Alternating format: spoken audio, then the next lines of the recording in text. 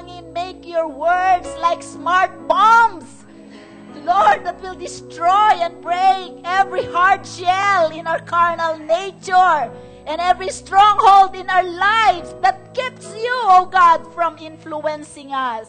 Salamat po muli sa presensya mo. Nakahanda na po kami. Nakahanda ang aming mga puso na tumanggap sa iyong makapangyarihang salita. Pinupuri ka namin sa lahat ng outcomes.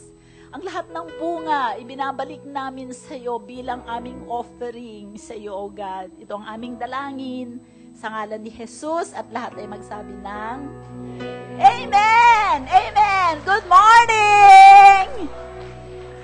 Good morning! Pwede po ba naming anyayahan ang mga first time sa Rhema Word of God Church?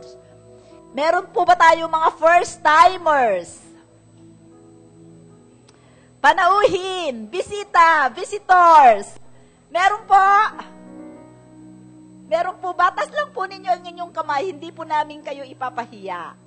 Praise the Lord! Si Tatang kanina pa nandito, prayer meeting. Palakpakan po natin siya. Glory to God. You are welcome to the Rhema Word of God Church where Jesus is the living Word. Amen? Naunawaan ba natin yon? Ang salita ng Diyos ay buhay, makapangyarihan, mabilis, matalas, nagbabago ng buhay, at nagpapaganda ng buhay. Amen? So, dala-dala ko po ang greetings mula sa Rhema Isabela para sa inyo. Namimiss po nila kayo. Kailan daw po kayo pupunta doon? Lahat. Hallelujah. So, sa umagang ito ay magpapatuloy po tayo. Salamat po sa mga pagbati ninyo sa aking kaarawan. Amen? Ako po ay bumabata. 26 na po ako ngayon. Pagka binaliktad nyo ay 62. Living, growing stronger. Amen? In the Lord. So, ang mga anak daw ng Diyos ay hindi tumatanda sapagkat tayo ay may preservative. Alam niyo kung sino ang ating preservative? Ang banal na Espiritu. Kaya itong mundong ito, kahit sobra ang sama, ay nape-preserve pa rin dahil nandyan ang banal na Espiritu sa pamamagitan natin. Amen? Are you ready for the Word? So, nung mga nakaraang nandito po ako, ay pinag-aaralan natin ang tungkol sa humility. Amen? Sabi mo, mababang loob. We are on our way to Christ-likeness. Amen? Excited ba kayo na tayo ay papunta na sa ating destinasyon na maging katulad ni Kristo? Sabi ng anchor sa Isabela, sabihin mo sa katabi mo, kamukha mo si Jesus. Glory to God. Sabihin mo sa kabila pa, kamukha mo si Jesus. Amen? Kawangis, katulad, kasing banal. Amen? Kasing banal mo si Jesus. Amen. Hallelujah. So, ng mga nakaraang araw, i-review ko lang po yung ating pag-aaral. Napakahalagang bagay ang kababaang loob. Sabi natin, ang kababaang, the humility is allows the grace, the transforming grace of God to conform us into the image of Christ. Wala pong makapagbabago sa buhay ng tao maliban sa biyaya ng Diyos. At sabi sa Bible, He gives more grace to the humble. Amen? So kung ikaw ay mababang loob, mas malaki at makapangyarihan ang biyaya ng Diyos na kikilos sa buhay mo. Sabi natin, ang entrance o ang pintuan ng lahat ng mga katangian ni Jesus na dadaloy sa buhay natin katulad ng kabanalan, amen? Long-suffering, pag-ibig, patience, goodness, kindness, self-control, faith. Amen? Pumapasok lang yan sa buhay natin kung yan ay tatanggapin ng ating kababaang loob. Kasi paano ka naman bibigyan ng Panginoon ng matibay na pananampalataya kung hindi mo naman kinikilala at tinatanggap na mahina ang iyong pananampalataya? Hindi po ba? So, nandun po tayo. At ngayon po, sa umagang ito, nais ko pong, ang Panginoon, ang kababaang loob, ay ang lugar kung saan ang Diyos ay nananahan. Amen? Sabi po sa Isaiah 57 verse 15, sabi po niya, so, for thus says the high and lofty one who inhabits eternity, whose name is holy. I dwell in the high and holy place with him who has a contrite and a humble spirit. So kung ikaw ay mababa ang loob mo, ikaw ay iaangat ng Diyos. At kung ikaw ay iaangat niya, ibig sabihin iaangat ka sa lugar kung saan doon siya nakatira. Na-imagine ba ninyo kung kasama ninyo palagi ang Diyos sa inyong buhay? You are secure. Amen? Kung ano ang meron ang Diyos, meron ka. Kung kasambahay mo ang Panginoon, lahat ng meron siya ay sa'yo. Amen? Sa Isaiah 66 verse 2, sabi niya, for all those things my hand has made. Sabi niya dito, yung ipagpapatayo daw siya ni Haring David, ni Haring Solomon, ng napakagandang bagay ng bahay. Sabi ng Panginoon, saan mo ako ititira? Ang lahat ng mga bagay na ito akin. Amen? Yung ibibigay mong ginto para ipatayo ang bahay ko, akin din yan. Sapagkat sabi niya, ang lahat ng mga yan ay ginawa ko. And all those things exist, says the Lord. But on this one will I look, on him who is poor and of a contrite spirit, and who trembles at my word. Amen? Napakahalaga po na pag naririnig natin ang salita ng Diyos, na ito ay ating sinusunod. It is important for us to obey the law, the word that we are hearing, because the word that you heard will continue to speak to you. Amen. Because the word is alive. If you will continue to render a deaf ear on the word, the word itself will judge you. It's not me, it's not the messenger, but the word will judge you. Marami akong nakitang buhay sa 24 years na paglilingkod ko sa Panginoon, na dahil ayaw nilang pakinggan ang salita at ayaw nilang ganapin, gusto nila yung sarili nilang kalooban, dadating ang araw ng salita na yan ang wawasak sa'yo. Not to destroy you, amen? Sabi mo, not to destroy you, but to humble you. Amen? Amen po. So ngayon, sa lahat po ito, pagka naririnig natin ang salita ng Diyos, ang kailangan natin ay panampalatayanan ang salita. Because you cannot say or you cannot do the word of God unless you believe. Maliban na panampalatayanan mo ang salita, hindi yan magkakaroon ng kaganapan, hindi mo yan maisasagawa. Faith without action is dead. Diba? Sabi natin, kaya sa umagang ito, nais kong talakayin natin the marriage of faith and humility. Okay? Ang pagkakaisa, paano mag-work ang pananampalataya at ang kababaang loob. Alam nyo, pagka natutunan natin ito, kaninang umaga ko nagpe-pray kami dito, sabi namin, Lord, give us the spirit of wisdom and revelation. That will, if you will follow this teaching today, your life will change forever. Amen? So, faith and humility. Bakit?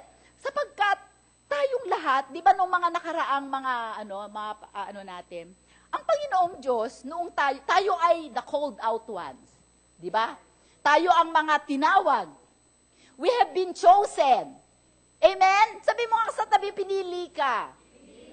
And dun sa mga nakaraan nating pag-aaral, those whom God chooses, there are two things that the Lord will do. Okay?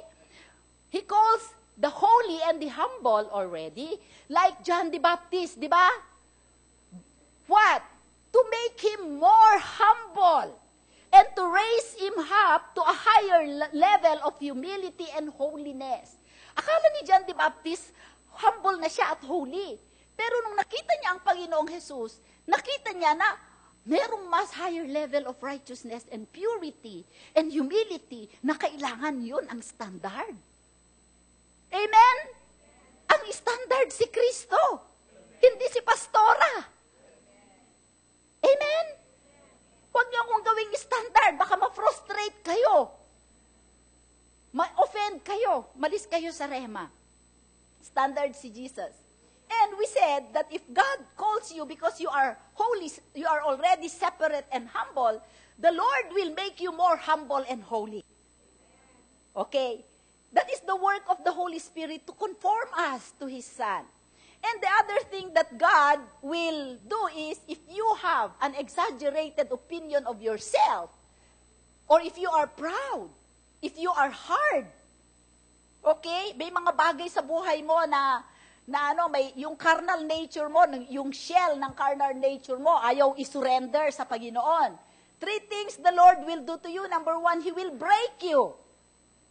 Kunin niya yung martilyo at martilyuhin ka niya. Not to destroy you, but to open you up. So that the life of God will flow in your life. Nakukuha po ninyo ako? Okay. So, pagka brinake ka ng Panginoon, then may access na siya sa buhay mo. Okay. Number 2 is that He will make you, if you feel so strong in yourself, in your power, in your own influence, the Lord will make you perfectly weak, just like Moses. So that you will learn to depend on Him.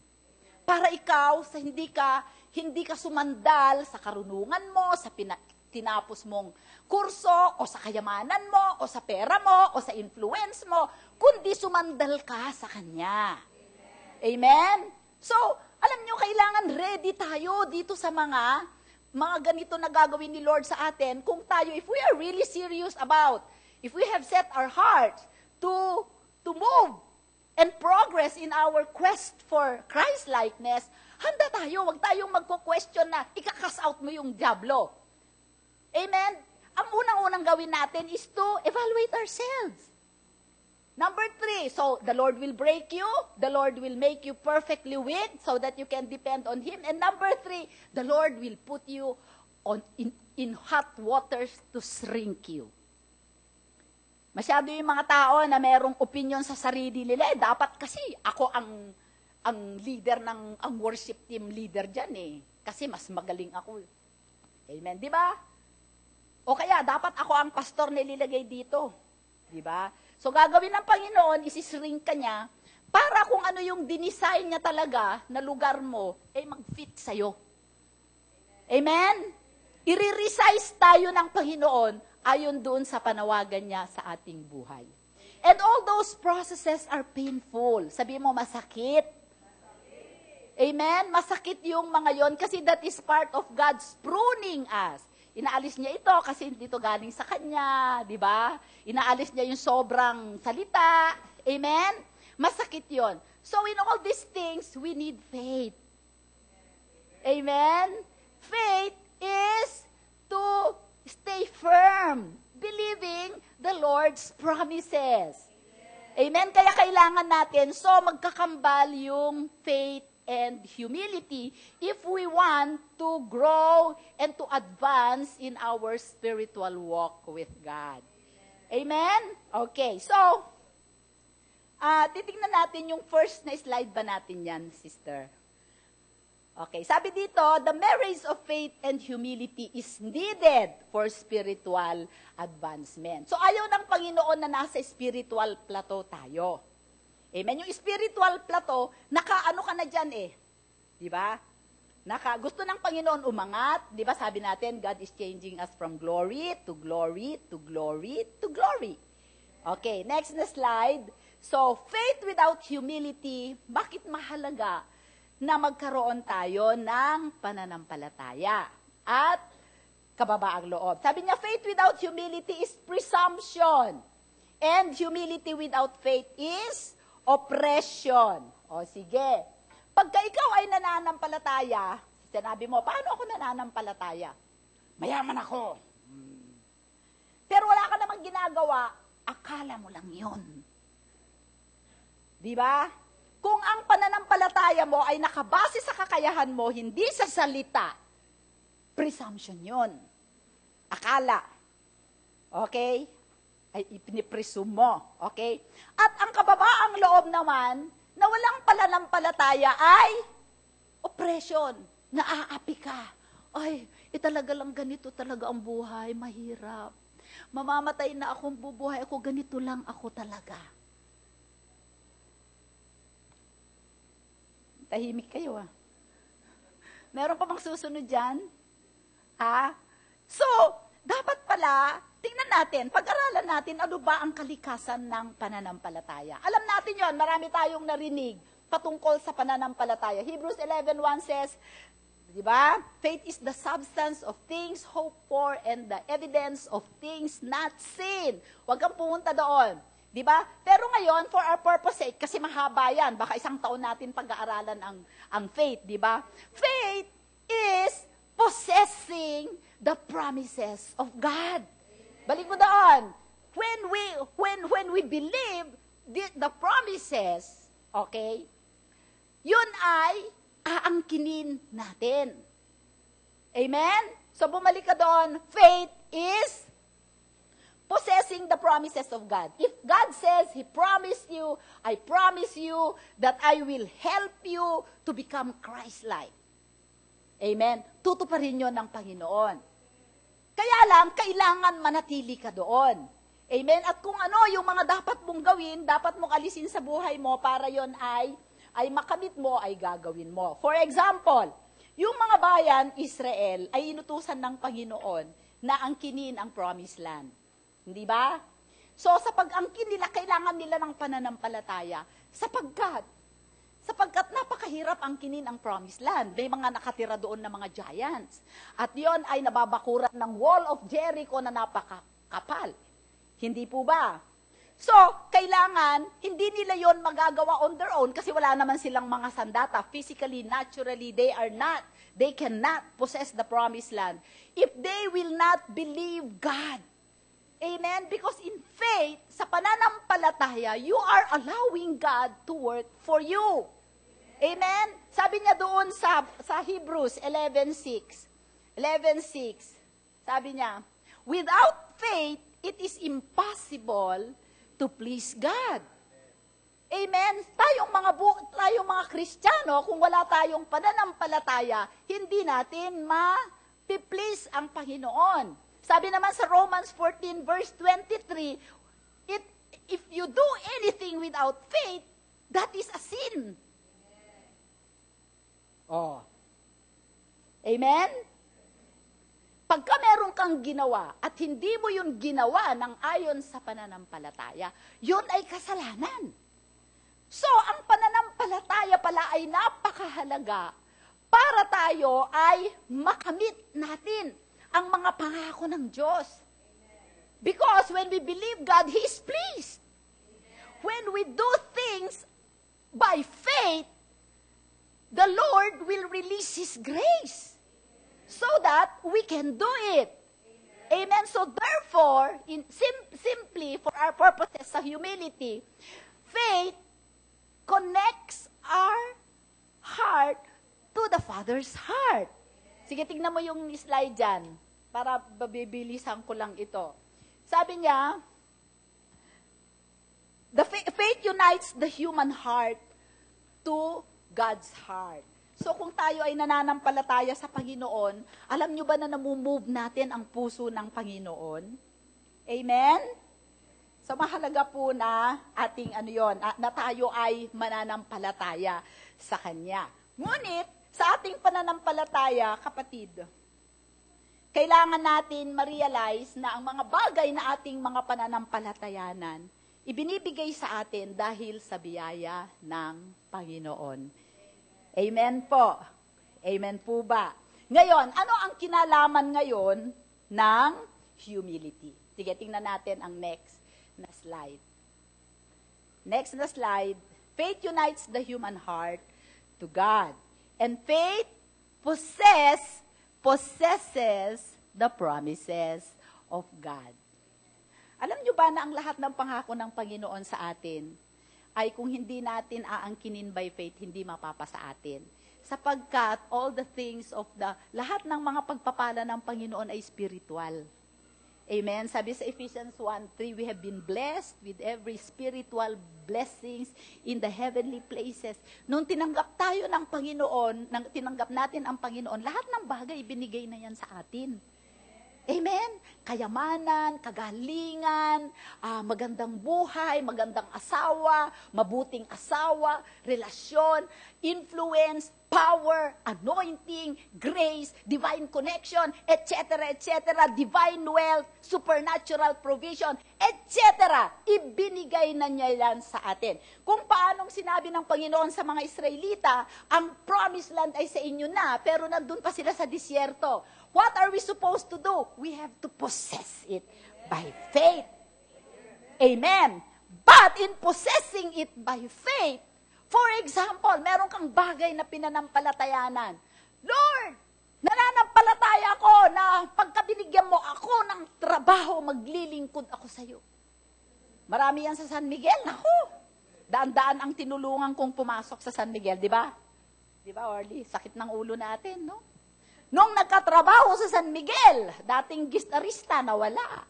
Dating nagsaserve, nawala. Ano ang problema? Humility. Sabi sa next slide, humility surrenders what we possess in faith. Amen? Tayong mga Kristiyano, gusto natin yung part na inaangkin ko. Pagka naangkin na natin, ayaw natin yung second part. Ayoko nang ibigay. Amen? So, ang nangyayari na stagnate tayo. Diba? Sabi ng Panginoon, what you give over, I will take over.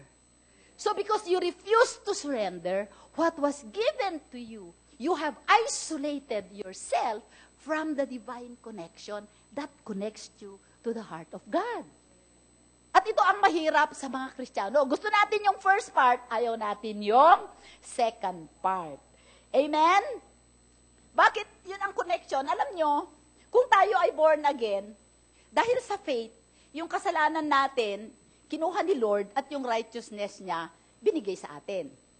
There is a divine connection because of faith, because it unites us with God. Diba? Our death for His life. Diba? Our poverty for His riches. Diba? Our confusion, our sin, our confusion to His, clarity, to His wisdom. So, lahat yan divine exchange. At yung divine exchange na yan only happens by faith. Now, in the light of humility, pagka you are able to receive something from God, let's say, business, ayaw mo ngayong isurrender sa Kanya, mag-stop ka na doon. Amen? Amen. And the first freedom that the Lord wants to give you if you are a believer is to give you financial freedom. So that you can do what God wants you to do. But when you refuse to surrender that to Him, you stop there. And there is no more multiplication. Stagnated ka na. Kaya what you possess in faith, you surrender in humility. Okay, hindi po ba?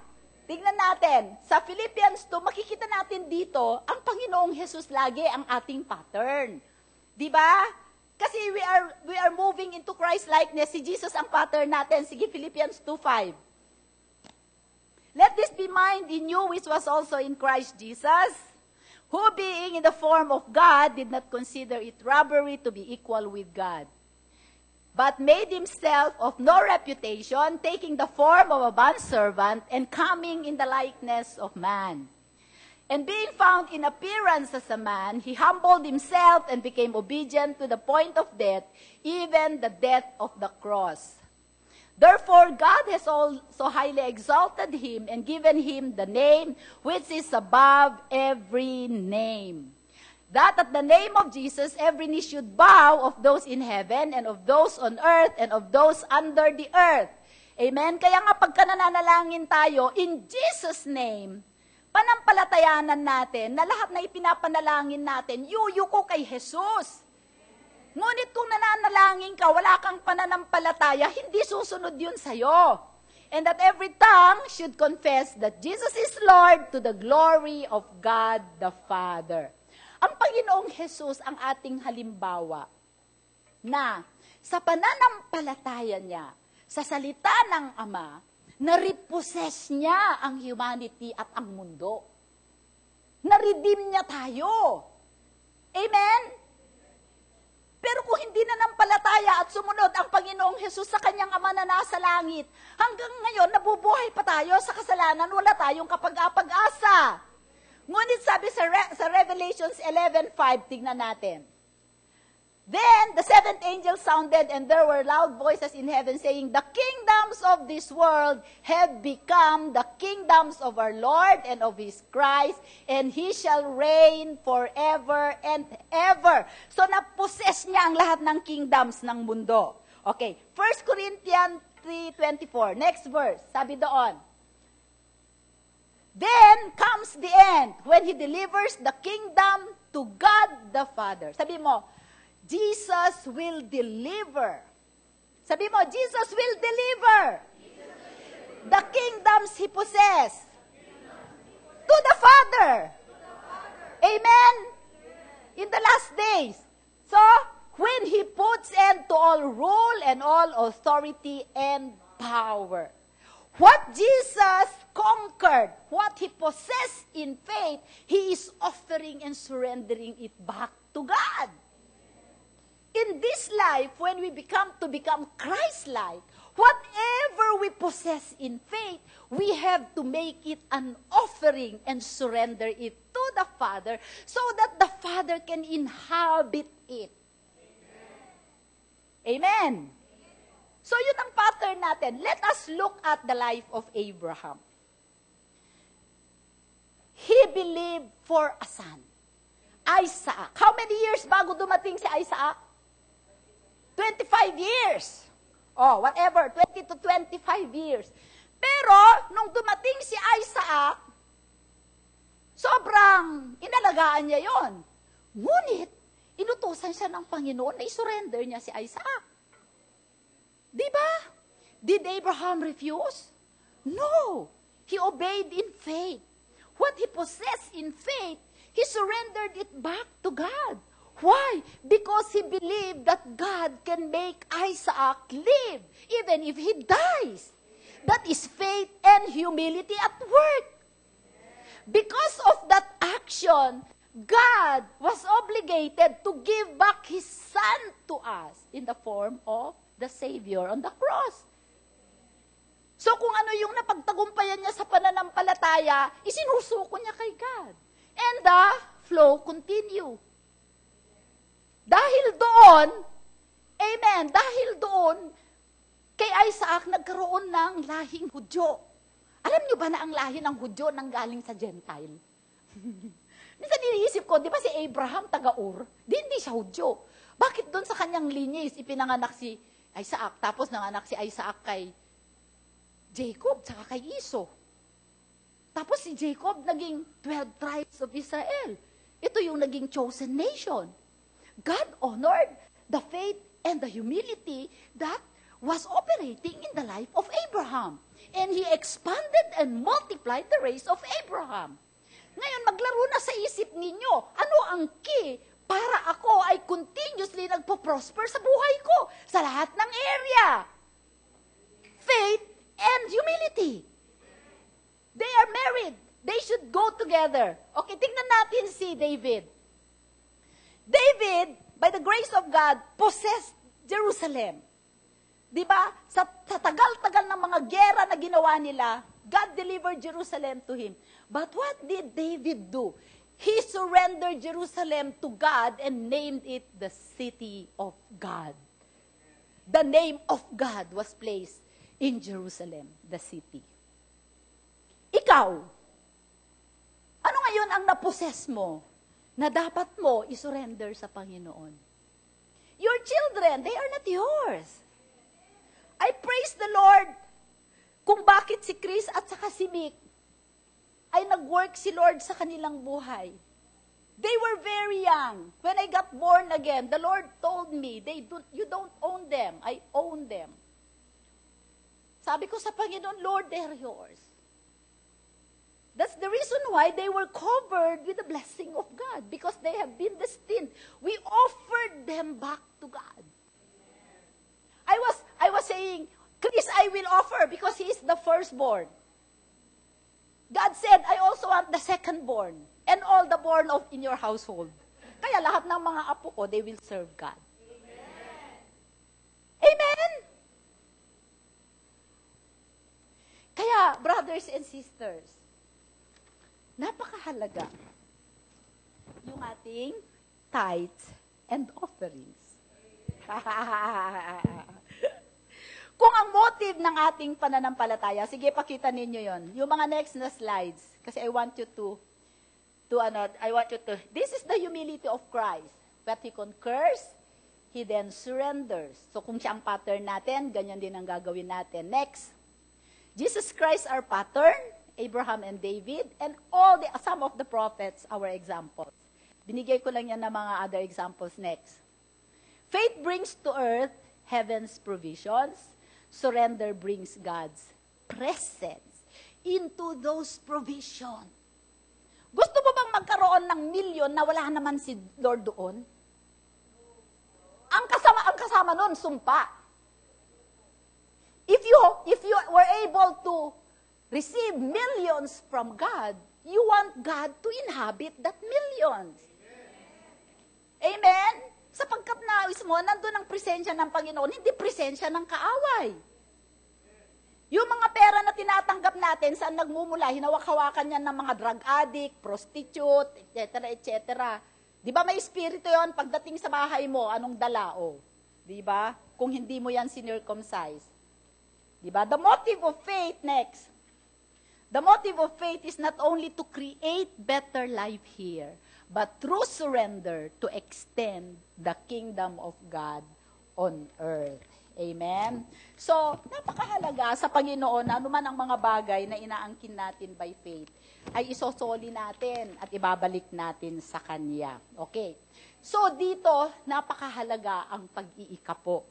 Meron pa ba tayong slide dyan? Baka may mamiss ako. Before we go to the next slide. What we give over to God, He promises to take over. Ano nga yung kanta nyo sa overtaken? You have overtaken me. Ano? Di ba? You have overtaken me.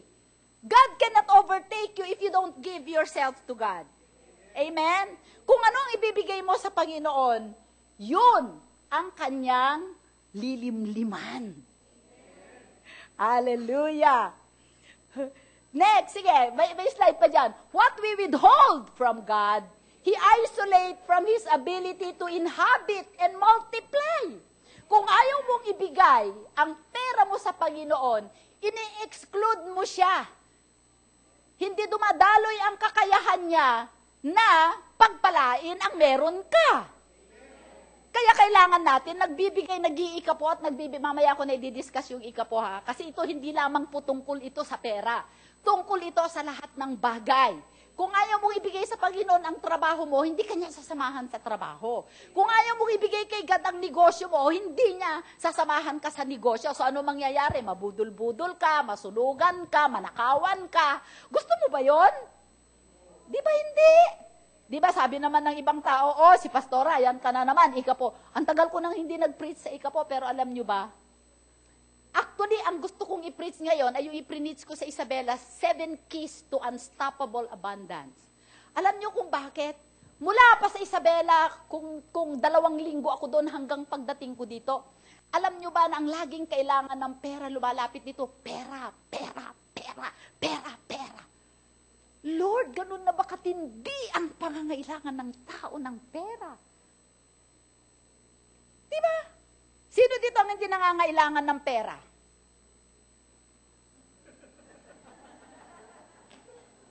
Praise the Lord, lahat ng mga taga-Rema mayaman. Hallelujah. Sabi ko, Lord, di ako papayag na ang mga taga-Rema ay tagahingi ng pera. Tayo ang tagabigay ng pera. Tapos, teka muna, nasa series ako ng humility. Tingnan natin ang partnership nito. Amen? sabi na iba, si Pastora naman tithes. Ibig mo ba sabihin, gusto mong ilagay yung pera mo, Pastora, sa aking bulsa? May makukuha ba ako dyan? Pag kayo ay nag-iikapo, inilalagay ninyo ang kamay nyo. Sabi mo, kamay ko.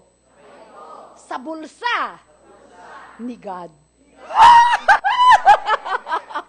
May imagine mo kung inilalagay mo ang pera mo sa bulsa ni God? Hindi yun nawawalan ng supply. Hindi lamang yun pera. Sa lahat ng area ng buhay mo, bibigyan ka niya. Di ba? Eh mga tao, dahil ipinagdadamot nila, nakaimot na nga ito, DJ Kapullo. Si Imot. Nakakuripot. Hindi tuloy makapasok. Hindi tuloy nila mailagay yung kamay nila sa bulsa ni God. Diba? Marami dito, matagal nang nakikinig ng salita. Kung ilang dekada na hanggang ngayon, di pa rin nakakapagbigay ng ikapu. Ang dami mong oras na sinayang. Di sana nakasawsaw na yung kamay mo doon sa bulsa ni God.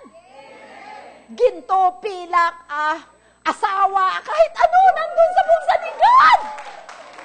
Amen. Sabi niya, Pastora, kulang na kulang ang aking pera. Kailangan ko lagi tumakbo sa Bombay. Para umiram, ay tumakbo ka kay God. Tumakbo ka kay God. Kailangan kong kumapit sa patalim. Ay, hindi mo kailangan kumapit sa patalim. Kung gustong-gusto mong kumapit sa patalim, ang salita ng Diyos ay patalim. Hallelujah. Kaya nga, brothers and sisters, ang Panginoon, hindi niya tinitignan yung ikapo mo sa amount, kundi yung puso mo. Yung faith. Kaya sabi ng Panginoon, Leviticus 27:30, this is the reason why God says that the tithe is holy. And all the tithe of the land, whether of the seed of the land and of the fruit of the tree, is the Lord's. It is holy to the Lord. Bakit mo kukunin na nakahawin ng isang bagay na banal? Oh. Amen. Tingnan natin sa Malakay 3. Kasi wala na tayong sumpa ngayon. Talagang wala nang sumpa sa atin. Pero pwede ka pa rin mag-imbita ng sumpa sa buhay mo. Di ba? Oh. It doesn't mean na yung sumpa na wala na sa mundo, nandiyan pa rin. Di ba? Bring all the tithes into the storehouse that there may be food in my house. And try me now in this, says the Lord of hosts, if I will not open for you the windows of heaven and pour out for you such a blessing that will not be enough, there will not be room enough to receive it! Kasi nilagay mo na yung kamay mo sa bulsa ni God. Gano'n ba kalaki ang bulsa ni God? Sabi ni Lord, the heavens is my throne and the earth is my footstool. Eh kung tuntungan ng kamay niya, ang paa niya ang earth, gano'n kaya kalaki ang kanyang bulsa? Amen?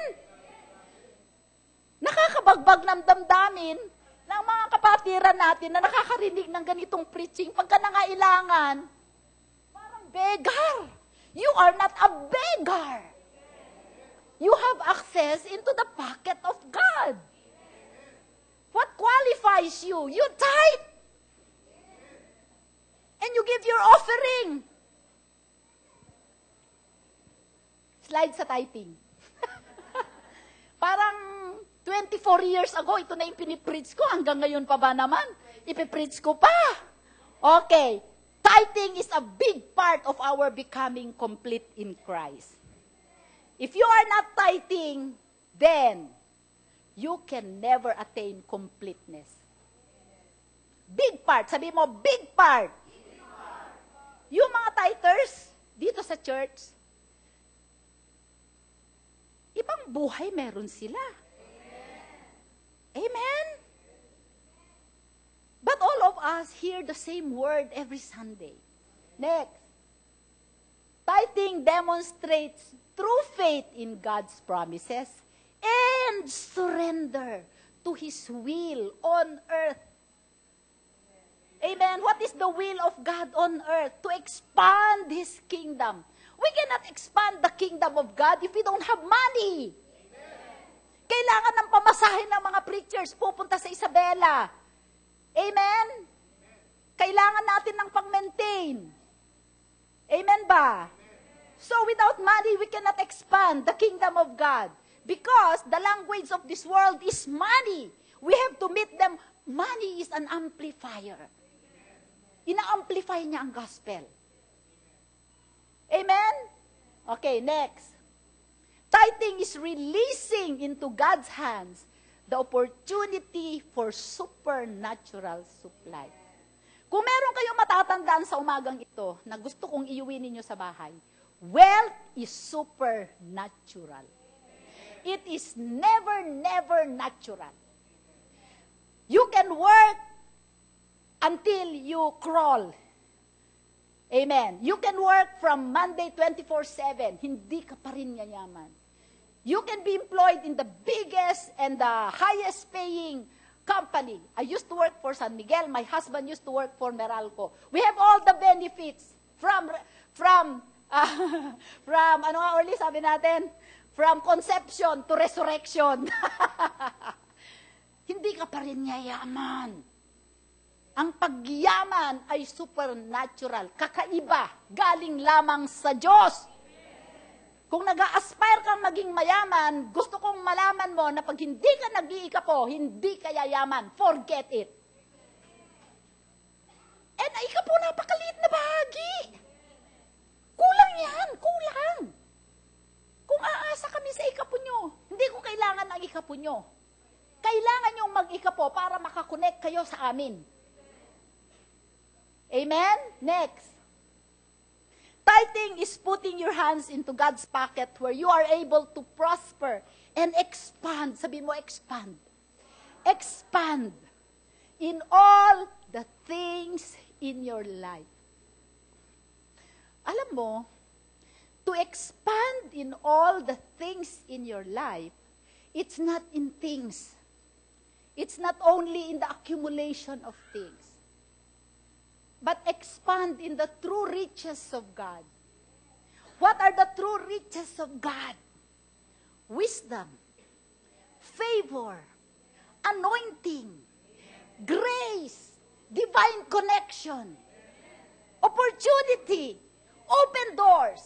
Those are the true strength in your body. Those are the true strength.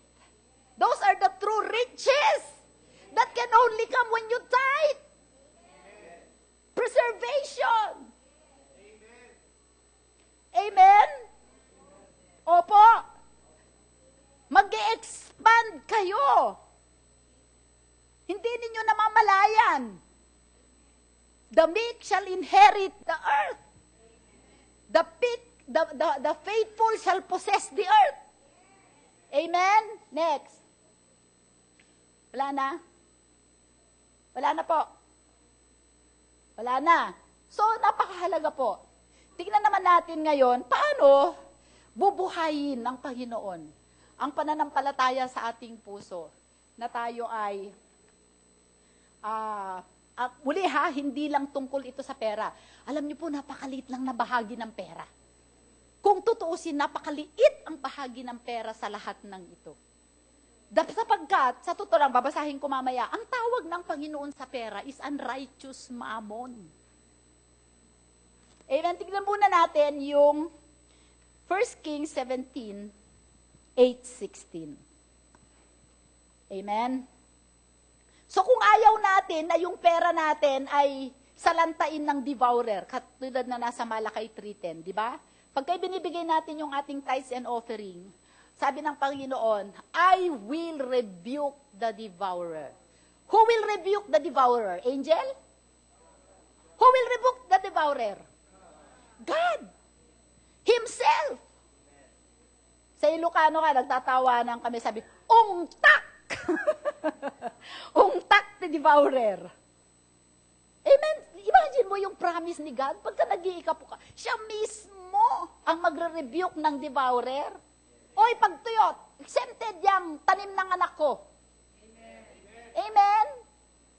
Imagine mo yung benefit na yon. Saan mo mabibili yung benefit na yon? Kahit marami kang pera.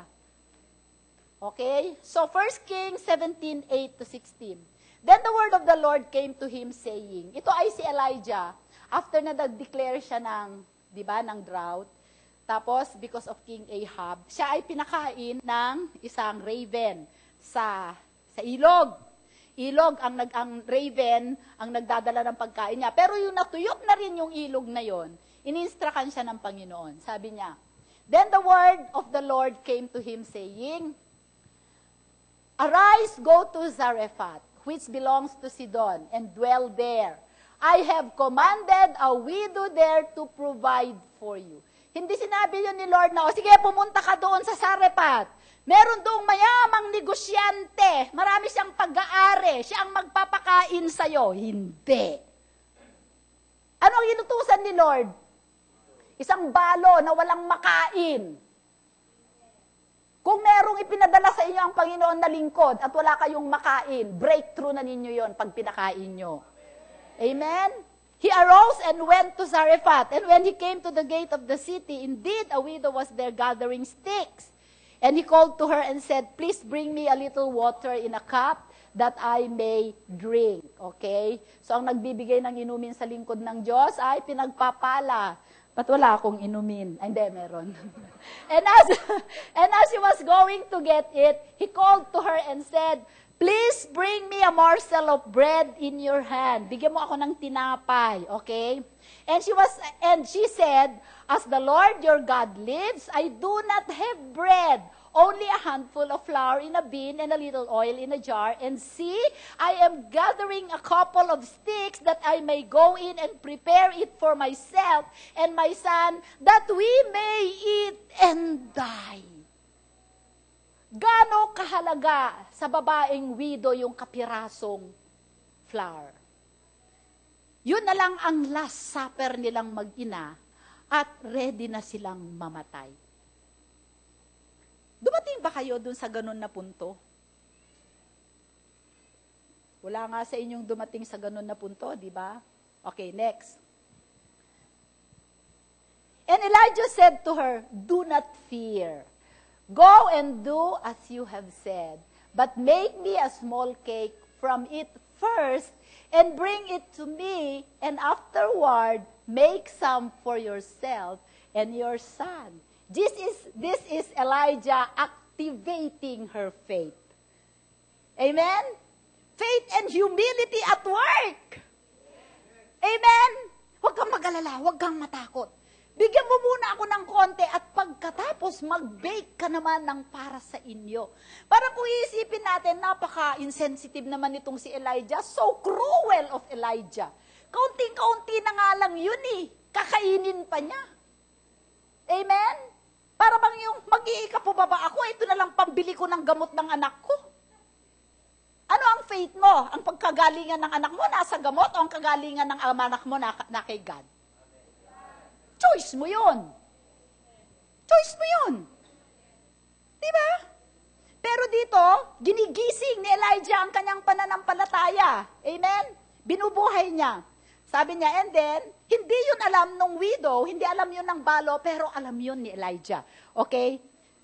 Next. Next verse. For thus says the Lord God of Israel, the bin of flour shall not be used up, nor shall the jar of oil run dry, until the day the Lord sends rain on the earth. Hindi alam ni Elijah, hindi alam ng babae kung kailan magpapadala ng ulan ang Panginoon. Pero napakatagal na ng drought, more than 3 years. In fact, nag-dry up na nga yung brook na pinagtataguan ni Elijah, kaya nga inutusan na siya ng Panginoon dun sa widow. Amen? Ano ang ginawa ng babae? Nanampalataya. Meron pa ba? Meron pa ba? Wala. Then she went away and did according to the word of Elijah. What is that? Obedience. Why? Because she had faith. Kung wala tayong pananampalataya, kahit anong sabihin ko dito, hindi pa rin ninyo gagawin. Pero dapat tatandaan ninyo na ang binhi, kapag hindi tinanim, hindi yan bubunga. Amen? So ang ginawa niya, sinunod niya si Elijah, and she, and he, and her household. ate for many days. Amen? Anong sinasabi dito ng Panginoon? Kung kayo ay naniniwala sa pangako ng Diyos, na gusto niya kayong bigyan ng buhay na ganap at kasiyasaya. Gusto niya kayong bigyan ng shalom, nothing missing, nothing broken. Kung naniniwala kayo doon, you will step in faith. Step up. Amen? So sinunod niya anong nangyari? Hindi siya nagkulang. Ang akala niya, yung huling tinapay, pagkatapos niyang kumain nun, mamamatay na siya. Pero hindi, dahil dumating ang man of God. And the man of God declared the word. And she believed the word. Ano ang lesson natin dito? Give when you are poor. Amen.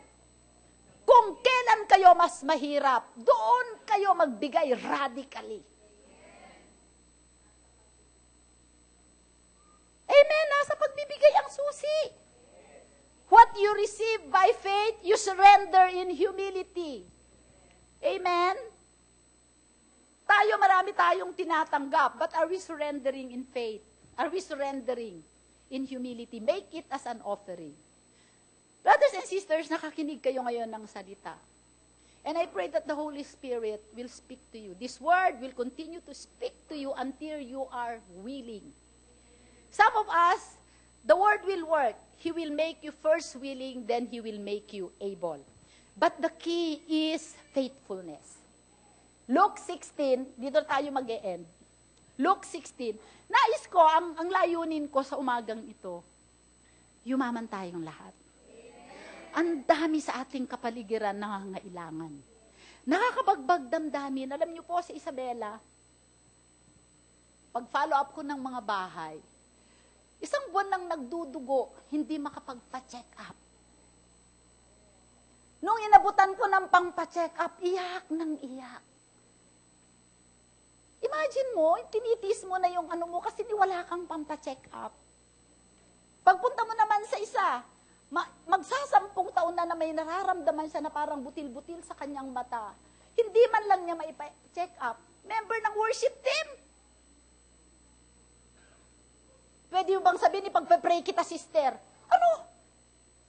May prayer, pero kailangan may gawa. Magpa-check up ka. Okay. Sabi ni Bossing, nasaan yung pinagbentahan ng baboy? Pinabigay ko na lahat. Alam ba yung 6 na baboy ang nanganak? Hallelujah! Praise the Lord! O di, pagpunta ko sa isang bahay, lahat ng bahay nakakuryente, siya lang wala. Alas 6 ako pumunta dahil hinahabol ko, the next day uuwi na ako. At least man lang itong kapatid na ito, parang na-offend, kailangan na ma-encourage ko, so punta ako sa bahay. Pagdating ko, merong mabait na kapitbahay, binigyan niya kami ng, ano nga yun, Pas? Hindi lang para yung rechargeable lamp. Yung rechargeable lamp naman na yun, maliit lang, malapit nang maubos. So, sabi ko, kawawa, ilang buwan ka nang walang kuryente. Kaya pastora, yung anak ko, pagka nag-aaral, kailangan may araw. Pagka walang araw, hindi na siya pwede mag-aaral. Kasi wala nang kuryente. Paano pa kayo nag-iinitan? Sabi ko, di pay-pay. Kakaawa naman. O di sige, pagpe-pray ka namin. Pagkatapos ng prayer, sabi ko, ito, pumunta ka sa iselco. Dali mo tong pera na to. 10,000 daw ang hindi nabayaran ng kuryente. Dali mo to, ha? Sabihin mo sa iselco na sinabi ni pastora mo. Hindi, joke lang. Sabihin mo sa iselco, ito po yung paunang bayad, iselco. Kabitan na ninyo ako ng kuryente para ako ay makapanahe at makapaghanap buhay. At yung mga utang ko pa, isama na ninyo sa aking monthly bill. Diba? Umalis na kami kasi hindi na kami magkakitaan. Iyak ng iyak! Kakaawa, no? Pagka pinagkatiwalaan tayo ng kayamanan, may dahilan si God. Kaya ngayon, alam nyo, kung susundin nyo ito, yayaman kayo, pero not for you alone. Siyempre, mauulingan din tayo dahil tayo sa atin dumaan. Pero hindi yun para lang sa atin. Luke 16, tatandaan natin to. He who is faithful in what is least. Ano sabi ko sa inyo? Give when you are poor. Give when you don't have anything. Amen? Is faithful also in much. Bakit? Tinitesting kayo ni God. Ngayon, nakukunti pa lang ang ikapo nyo, na i-release mo ba yung 10 piso o 100 na ikapo o hindi? Kung hindi ka niya pwedeng pagkatiwalaan doon, ngek-ngek mo, hindi ka pagkakatiwalaan ng mas madami. Nagsisinungaling ba ang Diyos? Hindi po. And he who is unjust in what is least is unjust also in much.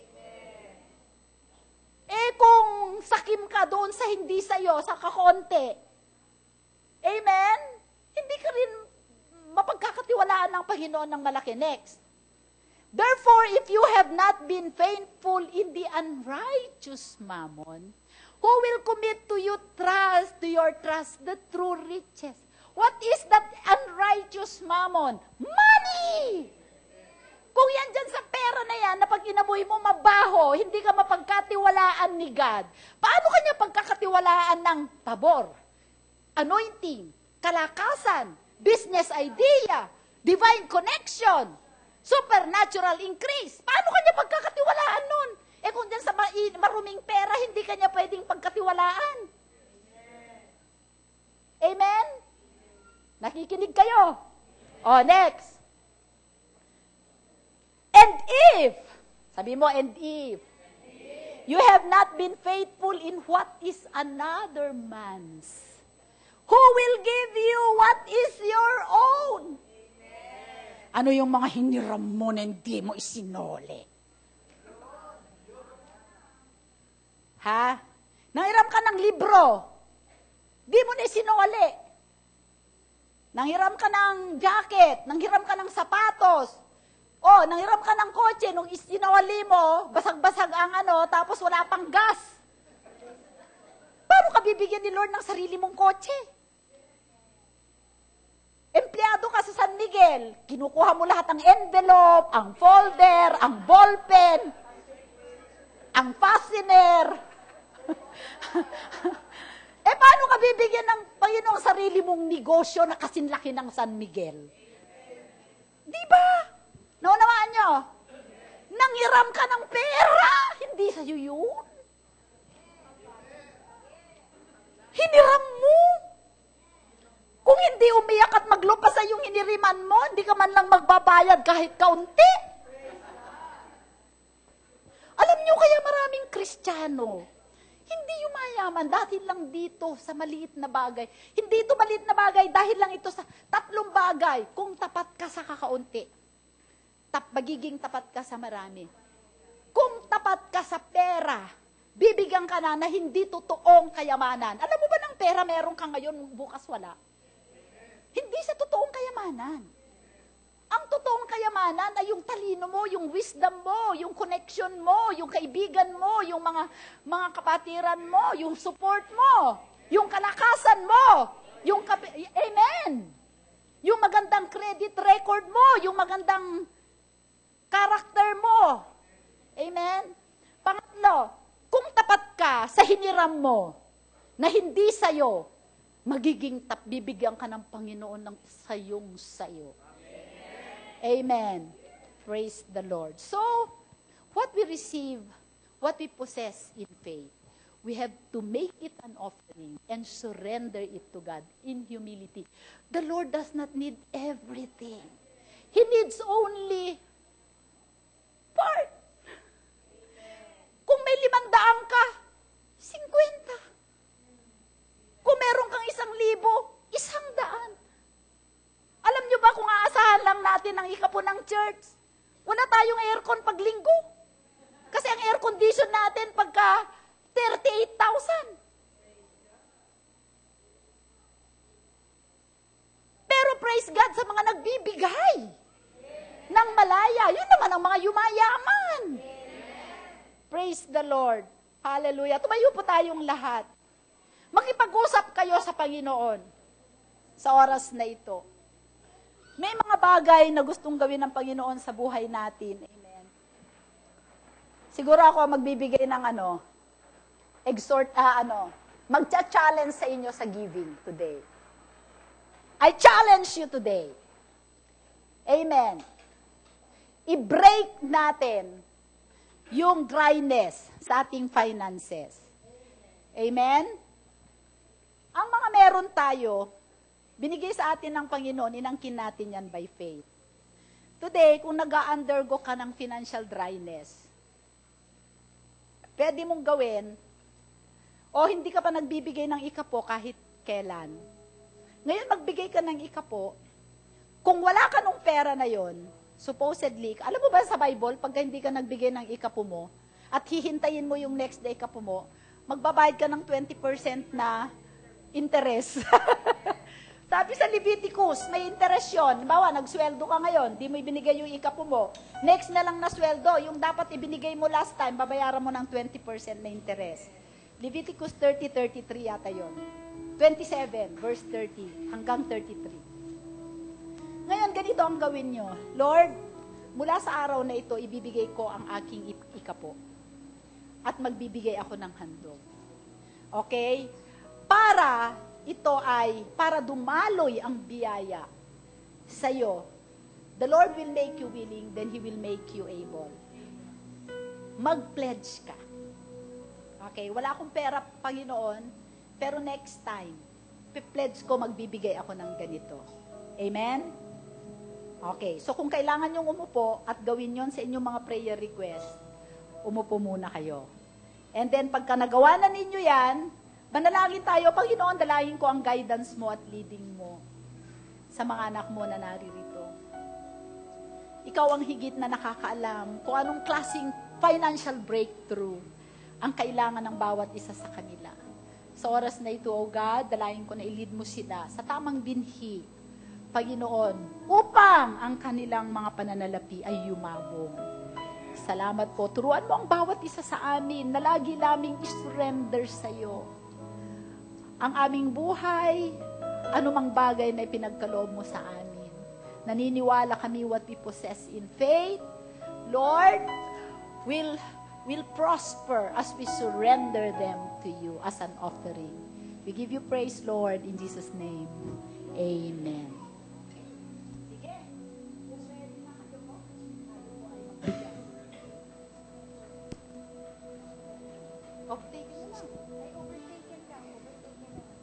Overtaken na lang. Para maano.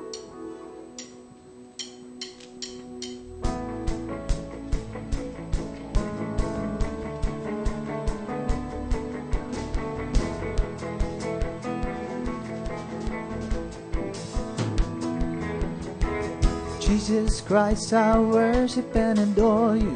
Every day I live, I'm living for you. What else can I say? You've overtaken me. Every day with you is getting better. Every word from you is like a treasure. Giving all of me, I'm finding more of you. God, you're taking over all of me. I'm letting go so you can come and have your way in me. Leave it all behind for Jesus. You save my life now.